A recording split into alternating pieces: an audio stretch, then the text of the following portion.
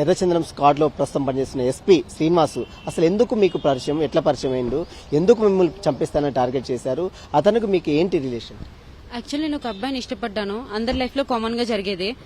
మాకు సో కొన్ని గొడవలు జరగడం వల్ల అతన్ని కలిసి ఇలా నాకు హెల్ప్ చేయమని అడగాల్సిన సిచ్యువేషన్ వచ్చింది. అలా అడిగినప్పుడు అతను ఏం చేయాలి, నాకు సపోర్ట్ చేయాలి, లేదంటే లేదమ్మా ఇది ఇలా చేస్తామని ప్రాసెస్ చెప్పాలి. అలా కాకుండా నీకు హెల్ప్ చేస్తాము అని చెప్పి నా నెంబర్ తీసుకోమని చెప్పి నన్ను ట్రాప్ చేశాడు. ఫస్ట్ లో ఫ్యూ డేస్ చాలా మంచిగా మాట్లాడారు. నేను కూడా ఓకే నాకు హెల్ప్ చేస్తారు, నన్ను నా మంచి కోరుకుంటున్నారు, మంచి మనిషి అని నేను కూడా నమ్మాను.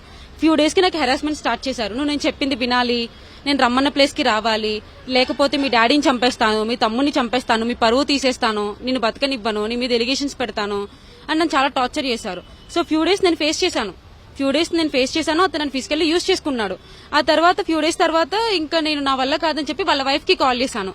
మీ హస్బెండ్ నన్ను చాలా థ్రెటనింగ్ చేస్తున్నారు, ఇలా అయితే మీ లైఫ్ కి ప్రాబ్లం, నా లైఫ్ కి ప్రాబ్లం, ఇలా చేయొద్దని చెప్పండి అంటే ఆవిడ నవ్వి ఇవన్నీ నాకు పిచ్చ లైట్, ఇలాంటి పిచ్చి కేసులు నేను చాలా ఆవిడ కూడా డిపార్ట్మెంట్ అండి, సిహెచ్ సౌజన్య, ఆవిడ కూడా డిపార్ట్మెంట్ గుంటూరులో చేసేవారు, ఇప్పుడు చిత్తూరులోనే నెల్లూరులోనే చేస్తున్నారు. ఇంత జరుగుతున్నా ఒక ఎస్పీ, సాక్షాత్ ఒక ఎస్పీ మీద మీరు ఆరోపణలు చేస్తున్నారు. ఒక ఎస్పీ ఇంత చేస్తున్నప్పుడు కూడా ఉన్నతాధికారుల దృష్టికి ఎందుకు తీసుకువెళ్ళలేదు? అప్పుడు ఇప్పుడు నేను ఎప్పుడైతే అతన్ని ఎదిరించానో ఆ ఫ్యూ డేస్ తర్వాత మా నాన్నగారిని ఎస్పీ ఆఫీస్ కి తీసుకెళ్లి కొట్టారు.